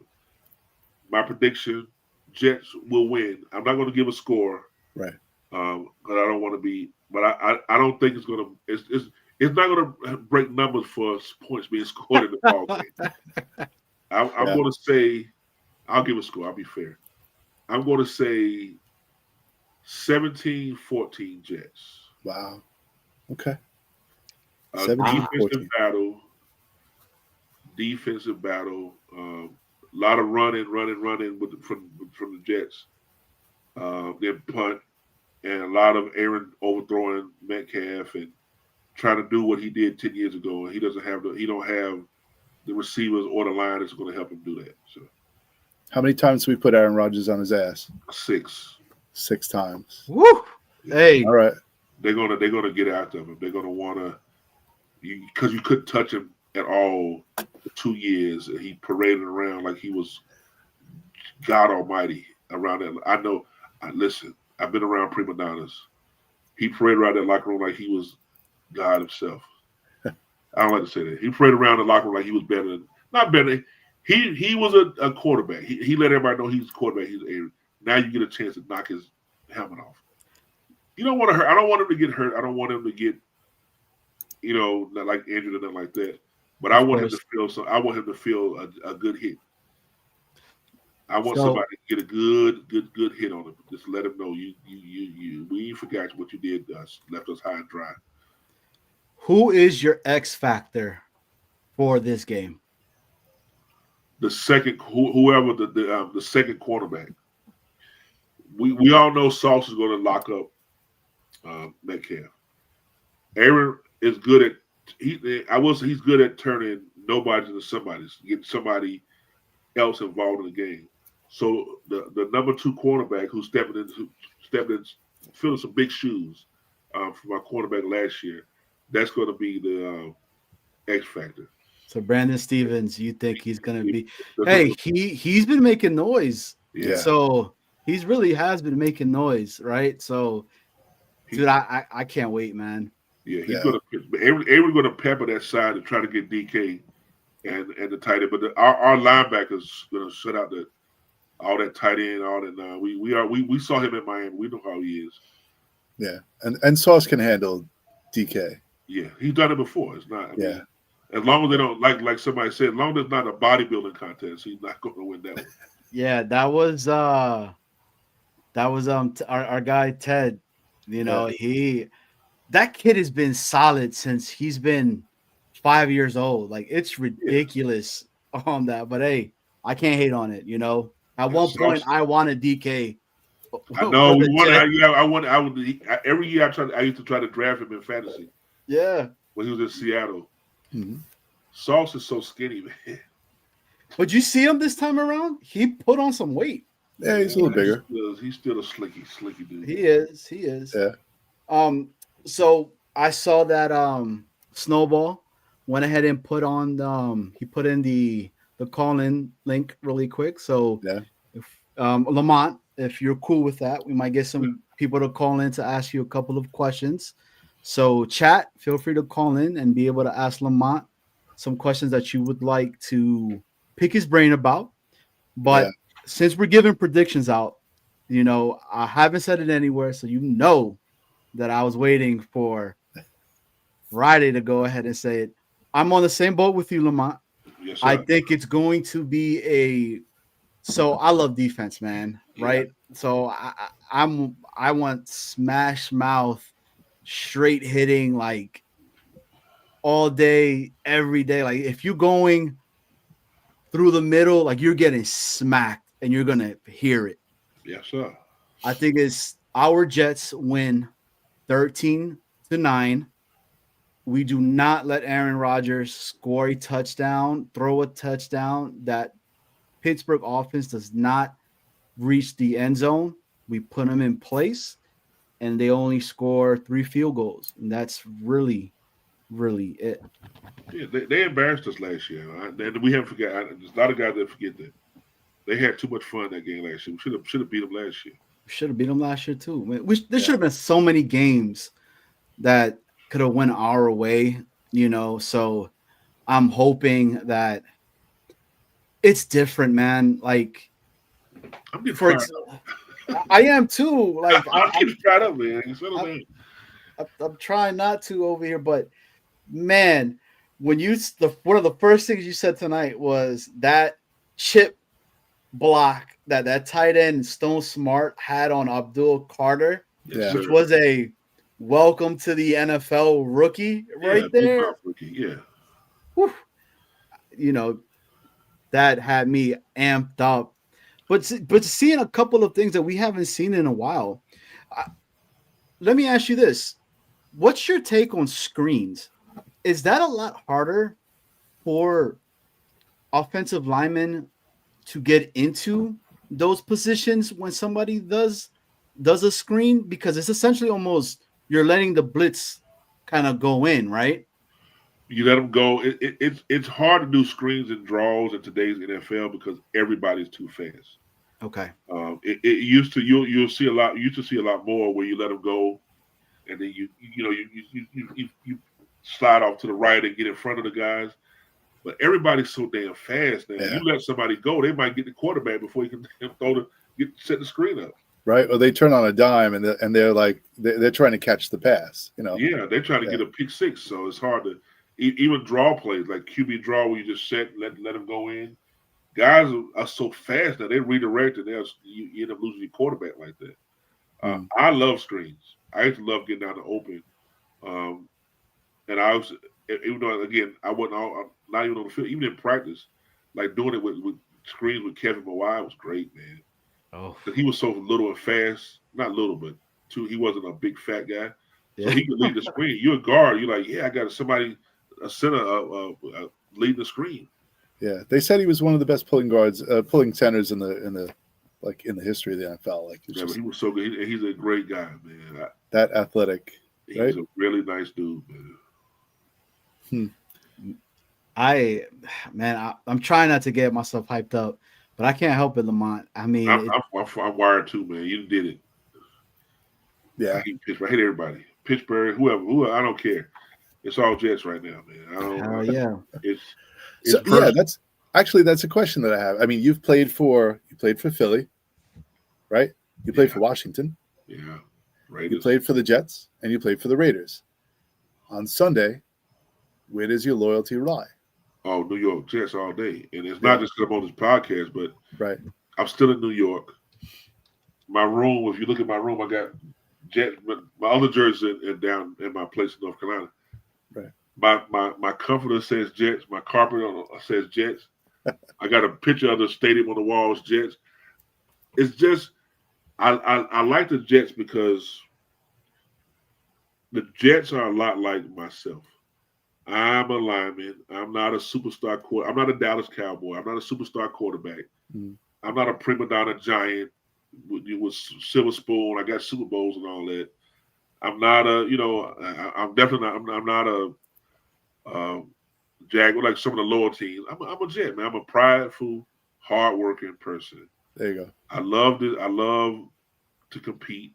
I don't win all the time, but when I do win, it feels so good. You know what I'm saying? I just relate to the Jets.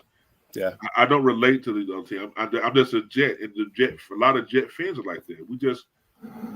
We're waiting for that moment in our life, man. And it's a lot of good moments along the way. You get married, you have kids. You know, we go to the playoffs. We draft a great player. You know what I'm saying? It goes parallel to life and to it. So, hey, you got a lot of love from the chat. I mean, you got Rich saying Lamont's a real one. Bill Lamb coming in and say Lamont bleeds green.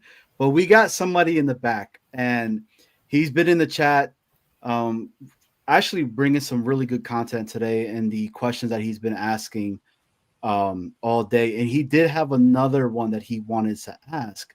So he'll ask it in person. So let's bring him on. He finally has it on here.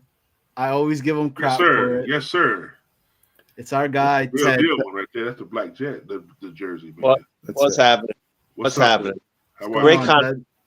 Great content. It's great to hear a player's perspective, Lamont. And I'm a little under the weather, but I actually forgot my question, but I thought about a couple more questions. And I'm not asking you to throw anybody under the bus, but when I heard this kind of commentary from a coach, I was a little shocked. Lamont, what was your thought about when Robert Saleh said he would handle things internally instead of on the field as a player? In the sense of correcting things that you never saw Saleh get in a player's face or ever do any. Yeah, that says it all. But go ahead. No, you can't. That's playing to the player. You're playing to the player. You can't do that. You have to hold. When you do that with your child, well, I'll talk to him at home. If your kid steals some pizza candy, you know what I'm saying, at school or does something at school, you come to school and say, I'll spank him at home. No, you come to school and say, he did what? And you grab him by the collar and say, if you ever do that again, I'm gonna. You have to do that, because if you don't, then you just, by the time, you know how it is, you're mad in the moment. Then by the time you sell it in-house, you're like, look, dude, like last night with that Spitty. He should have been laid on the carpet right there. And I like that guy. But you say, listen, man, you deal with it right there. You can deal with it by getting in his face and yelling, or you can deal with it by standing beside the player on the sideline and say, hey, man, don't ever do that again. But you have to address it now. When a coach said we'll address it in-house, that means he don't care. It's going to get swept under the rug. There's no such thing as in-house. It gets swept under the rug. You go on to the next, like Belichick said, on to the next game. You know what's funny? That's what I look most forward to probably Sunday, is to see, Glenn's interaction with the players, the respect that the players have for him as an ex-player and a first-round pick, and all the other things that he's done as a player, especially an undersized player, right? I mean, the guy's fought through everything. Okay, that was my other question. But let me ask you a quick question, because I'll get off real quick. If you were going to start a franchise, Lamont, a franchise quarterback, and I know who I would take, who would be your quarterback? Now, don't include how many Super Bowls they've won. Just say, you're going to take Herbert, or you're going to take, I would take Lamar, but just some pure ability and athleticism, that kind of thing. Who would be your guy?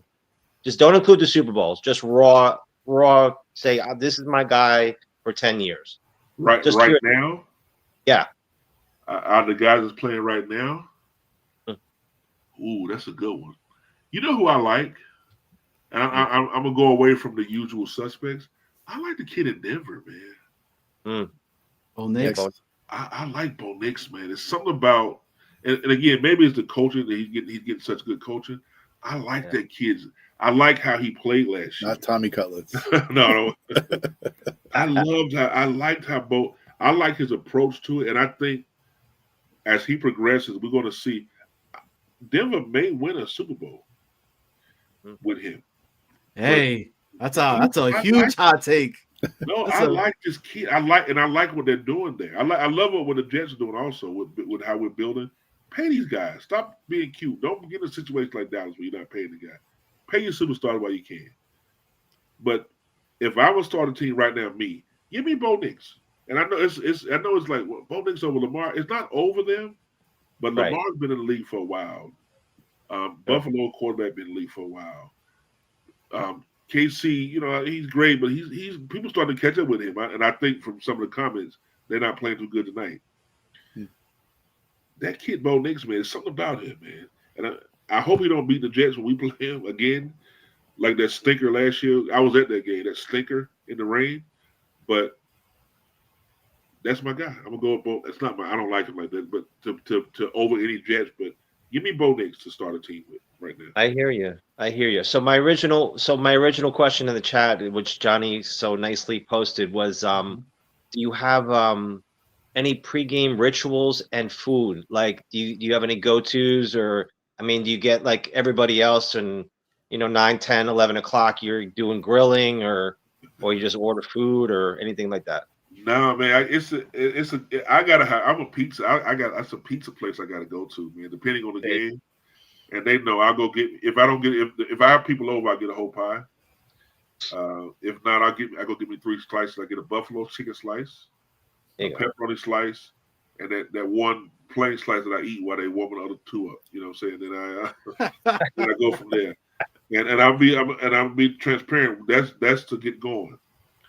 That's funny. I go to Aldi, and I know. Listen, it's an Aldi next door to my pizza place here.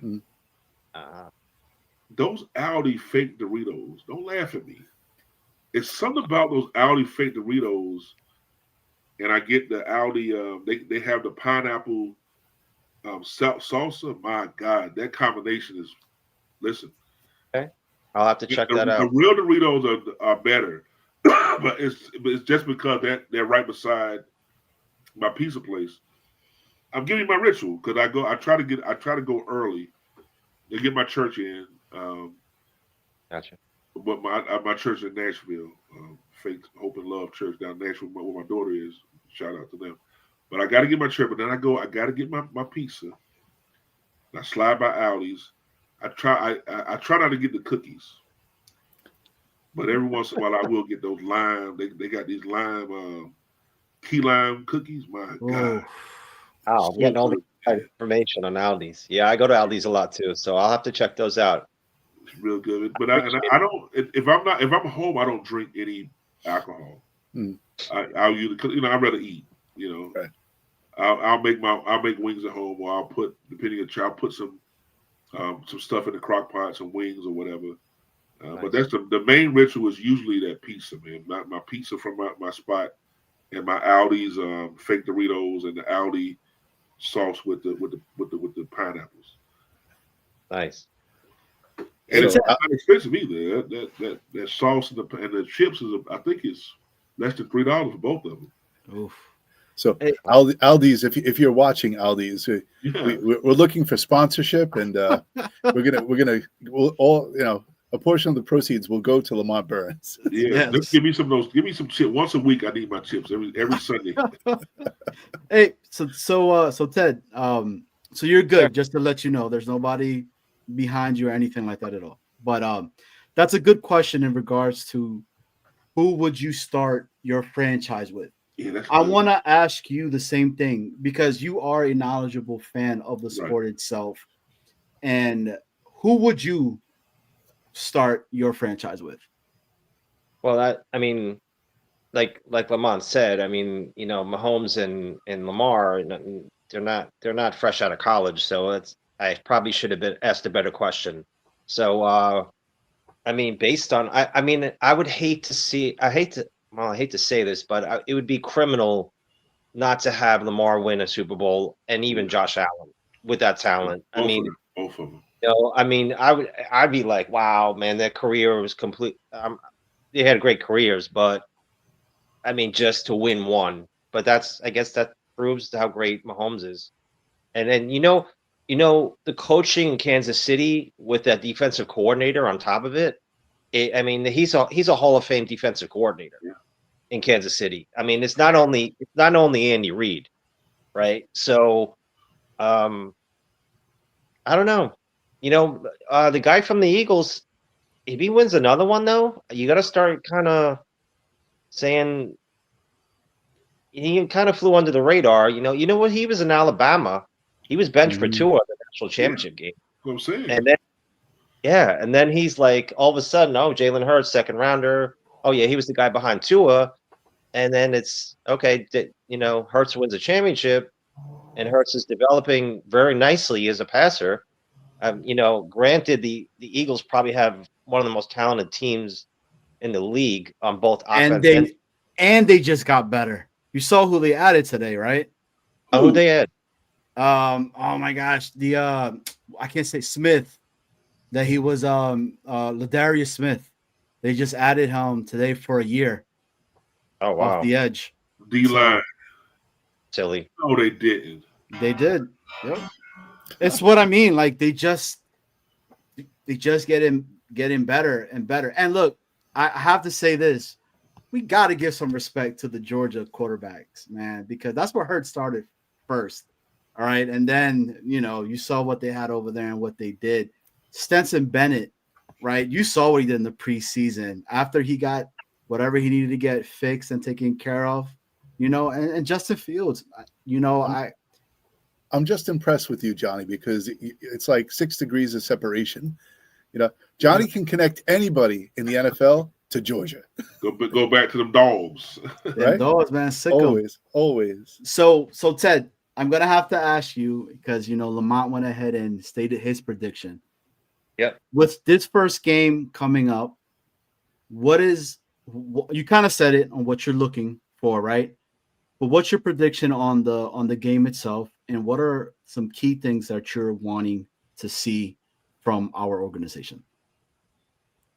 I would say the first thing, I would want to be real aggressive. I mean, I think you have to open the game and just see what's going on, but I don't want to let Rodgers breathe after a while. Don't give him any kind of chance to do anything.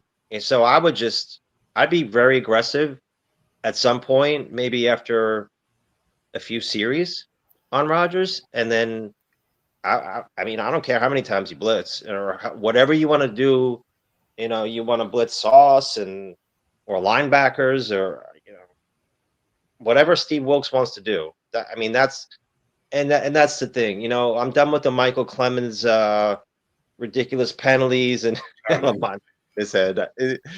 I want to bring stuff up. I know. How does he get stayed? Team. I tell you this. I'm sorry. I'll tell you this, Ted, and I'll tell you this, Lamont.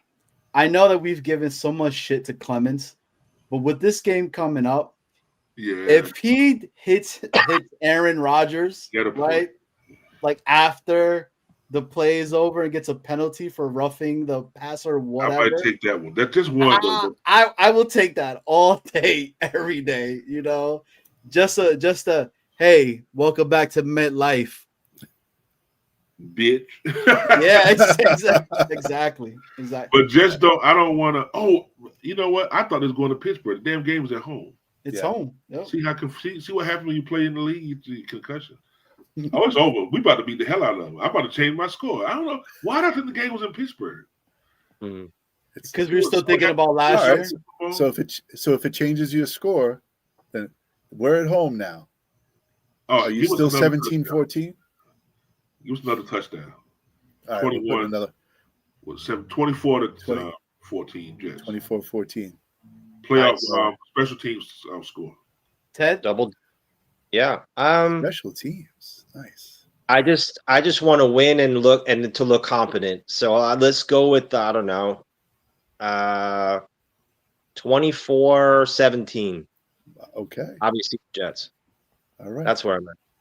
Well, Ted, do you have any more questions for Lamont? So we can appreciate your great listening to you and your stories and just your knowledge of the game. So I appreciate coming on for a few minutes and look for maybe you come back another time and you can do some breakdowns. That would be awesome. quite honestly. I'll put my whiteboard up now. I get my whiteboard. I keep There you it. go. It's not in his actually my car, but I can draw some things up. We got to get our hands on some all 22 video, and then we can put it up, and Lamont can comment on that. So Ted, just to let you know, man, Lamont is going to be a regular here, man. He's a fan favorite. Everybody loves when he comes up here. It's because the way he breaks it down for us too. Because not only does he give you the perspective from a player that did it, but also he's coaching now too, and he is coaching the newer generation. So to be able to see how when he played the sport itself and how it switched over, that's why I really loved your actual question on the older generation to the newer generation. Right, that was definitely a good question. And he hit it right then and there. Technology, it's a lot more different because back in the day, look, I'm old school, man. I still write stuff down. And my wife all over the place, little notes everywhere, man. These things all over the house. Don't they have iPads too on the field? Don't these guys look at immediately at plays right afterwards? No, it's wild. But Ted, I get it. But Ted, we appreciate you. We got somebody else coming in. Matt, feel better, brother. Ted, yes. Thank you. Jets. Ted, if you go to Aldi's, tell them Lamont Burns send you. All right? Yes. All right. I'll be there tomorrow. I'll definitely take your advice, Lamont. Pleasure. Them key lime cookies, man. Don't them key lime cookies, man. Thanks.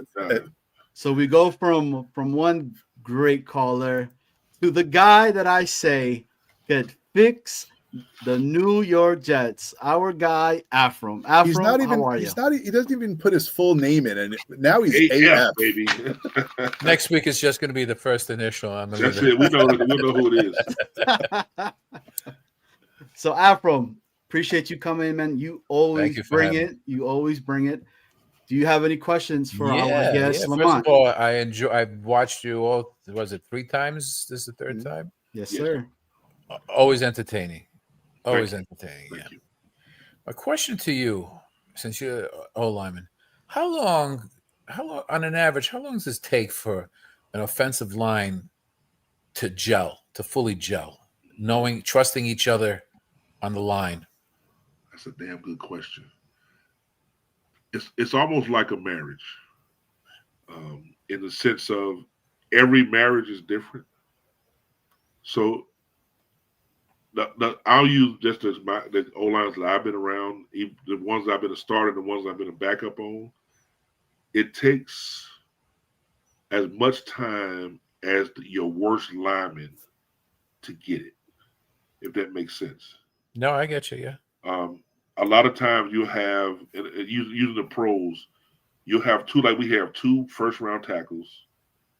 You have a really good center, like whoever's at center. And then you have a lot of times, that's a lot of money. A lot of times you have a ragtag guard. It's always a guard. It's always a ragtag guard. It's been around the league for 12 years, maybe never started, maybe started. Somewhere along the line, you had a guy plugged in. And I'm just using as an example.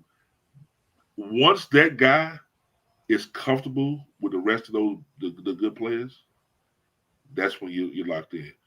Sometimes it'd be 2 guys like that. Once the center and the guard, once they understand their role amongst the 5, the unit, that's when you're ready to rock and roll. I was coached by Russ Grimm, and he would tell stories of those hogs, man. They were really one person. They were really literally one. Everything was. I mean, everything became. They were together so long. They practiced together and they did everything together. They were really like one unit. And Eric Williams would play for the Cowboys. Just another line. That line that Emmett had. Eric Williams is a fraternity brother of mine. He told me, man, listen, there was a bunch of jerks. They was all jerks. All of them there. That was their bonding. They realized we're all a bunch of jerks. So let's just go out here and be a bunch of jerks and just turn Emmett into the best running back ever, turn Troy Aikman into an all-pro quarterback, turn Michael Irvin. All those guys was good, but without that line, they wouldn't have been what they were. So. A lot of quarterbacks and running backs without the line would be nothing. Yeah, but it just takes time. To answer the question, it all depends on when that worst, the quote unquote worst or the least effective lineman, once he gets to par with everybody, and he's still going to be the least effective, but your big brother got your back. Big brother center or big brother tackle or big brother whatever position. So you find yourself compensating for. Yeah. You become comfortable knowing, okay, when we run this play, he has the bull rush. So Does it ever get to the point where you pull him to the side and say, "Hey, you gotta start paying attention here and looking for this, looking for that." Right after the season, when you know he's still gonna be the. Once you know that guy's gonna be a starter, you kind of just deal with it. But after the season, during the summer, when you're still working and building, that's when you say, "Listen, man, if you don't get together, they got this rookie that just signed, third round. He's gonna take your job if you don't work on this." Or they'll say, "Listen, if it's a guy that's in this contract year, they may tell him, listen, man, what's the deal? They sign you, they re-sign you, you coming back, or whatever. Because if not, then we got to start getting this next guy ready to go." Would you ever had a situation or heard of a situation where you knew that the backup was better, but the coach didn't put him in? Would you go to the coach and say, "Hey, this guy's killing us. Put the other guy in"? Veteran teams, veteran linemen can do that. Yeah. Jumbo would do that, not particularly about a player, but about a certain play. Jumbo, and I'm using my team. I can use other team. I want to use Jets. Jumbo will go to Parcells and say, "Listen, stop running this stupid shit." Excuse my language. Yeah, no. And that'll be, and we'll be at practice. He's like, "Why are y'all still trying?" He'll tell Charlie, "I'm not." He said he'll break the huddle. So no. Why are we running? We know that Bruce Smith is going to be crashing down on this edge here. Why are y'all putting me on the island with Bruce when you know what I'm saying? Because he's knowledgeable of the game. It's the same thing with players. If a guy's bad, hell, they might have said it to me at one point when I was going through certain things that my second year with the Jets. At the end of the day, you're trying to win ball games. It's not about. It's still a brotherhood, but if you're not carrying your weight, I love you, man, but I'm trying to win this Super. I need that ring, or I need this championship, or I'm in my contract year, and if you're going to be dragging me down, I'd rather have this other guy in there because I want to get this money. So, yeah. Well, they say a chain, right? A chain is as strong as its weakest link, and that's the line. With that, I can record you saying that. I'm gonna say it tomorrow morning to the line. Listen, because I have a couple of that's a whole other story. That's a whole other podcast. Yeah. Jeez, man. And you got to be a chain. Yeah. Plus, you worry when a quarterback holds onto the ball for a long period of time too. I hate that. That's as a fan. Now as a fan, we hate that, right? Now imagine you being out there, you blocking, anybody at this junction, and you think you blocking, you doing a thing for 4 seconds, and the guy gets past you, and the quarterback still hold the ball, and you give him a sack. You just block the best D lineman in the NFL for 4 seconds, 5 seconds, and then you give up a sack, and on national TV, the announcers are talking about how sorry you are. When in reality, the quarterback held the ball to him. So, Afro, we're getting ready to wrap up the show, and I'm gonna ask you your prediction for this Sunday. Do we go with a W? And what's your final score on that? I'm a Jet fan through and through. I was going to say 17-10. Yep. Hell yeah! And you guys heard it here. You guys heard it here from the guy that can. I'm hoping the best. I hope they do some. From AF himself. I'm F. He's AF. Affordable. We need this, man. We as not to hold you. The Jets need this, man. We got the coach. I think we have the quarterback, man. It's time. And I know the old saying that the sun shines on the dog's tail from time to time, but we deserve it. Like I said when describing why I like the Jets. Every year, man, the excitement, come on, man. It's time. I feel like it's time. I don't see why not. I can't. maybe we don't have the best receiver room, whatever. Hell, we got 3 running backs that can run for 100 yards apiece. Just run the damn ball. I don't care. Yeah. Like I always say 10 yards at a time. I don't need That's to it. have the big splash play. 10 yards at a time. That's it. Hey, look at the Eagles last night. Their number 1 receiver had 0 catches. Time of possession and ball control. Oh, we talked about it last week, right? 4 yards. Every 4 play, yards. 4 yards. Keep going. Afram, well, we appreciate you, brother. Thank you so much for always coming through and showing us some support. Thank you for having me. It was a pleasure talking to you, Archie. Same here. It's a pleasure to talk to you, and let's go Sunday, baby. Yeah, let's go Jets, baby. Be well. All right, man. So Hi. So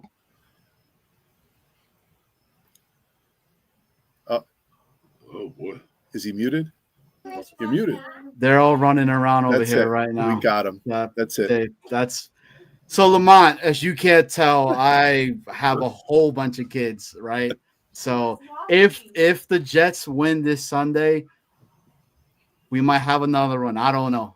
So Just to celebrate. Why not? Hey, I just had my 3rd granddaughter last week, so Congratulations. thank you. Just Zaria Noel came last week, so Beautiful. Lamont, and we'll finish this really quickly with this, right?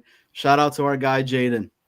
I was waiting for you to come back because I wanted to ask you, as a person that played and wore the green and white, as a player, when you see your coach that got drafted by that team comes over and goes ahead and is saying to you that this is the damn team that drafted me, and it just hit me right now when I heard that JETS chant for the first time from what does that mean to you? And we'll end it real quick because I know we got to wrap it up, but I wanted to get your last thoughts on that. that's a right. And like I said, I played for a few teams, a lot of teams, and I tried out. It's teams that I've tried out for, and I was around and things like that. But no one has a chant like that. People try to steal it. Look, I like the Eagles. I rep the Eagles. Cool. They try to steal it. They stole it. They try to use it. I don't want to say stole. They try to use it. It's 2 things that get me, and I'll be totally transparent. That held to the Redskins, that gets me. And I wasn't that long, but that's because of being coached by Coach Graham and being down there with them. That JETS, when Fireman Ed stands up there, man, or when whoever does it, when you're feeling down and when the game is after a big play, I can't describe. Aaron, I can't imagine if I was the coach after playing for that, and then to hit it on the sideline. I'm up 21-0 or 21-3. It's the 4th quarter, and I'm looking around that stadium at MetLife, man. And I'm seeing some of the old fans. That's the excitement that real Jet fans have, and I've came full circle from coaching, from playing and coaching.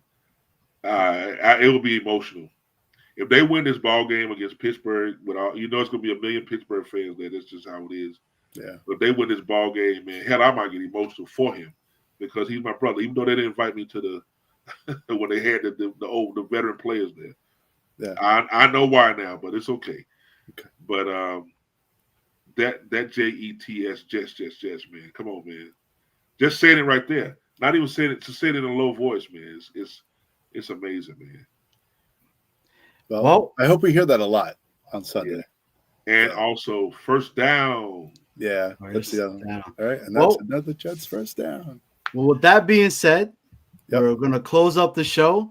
But Lamont, always a pleasure. And I think we should do it, right? Let's get a good JETS chant going right now. All right. And we'll let Lamont lead it. Okay. Jets. Let's go. All right. And that's been on that. Jets Worldwide.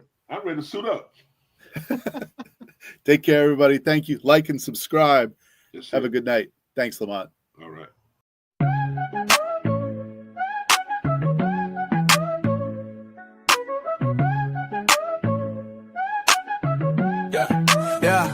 We started off as Titans, and now we're the Jets. The start of every season always starts with the sweats. Vinny T, Brett Favre, Aaron Rodgers, what's the deal? Don't even try to tell me that the curse ain't real. We're coming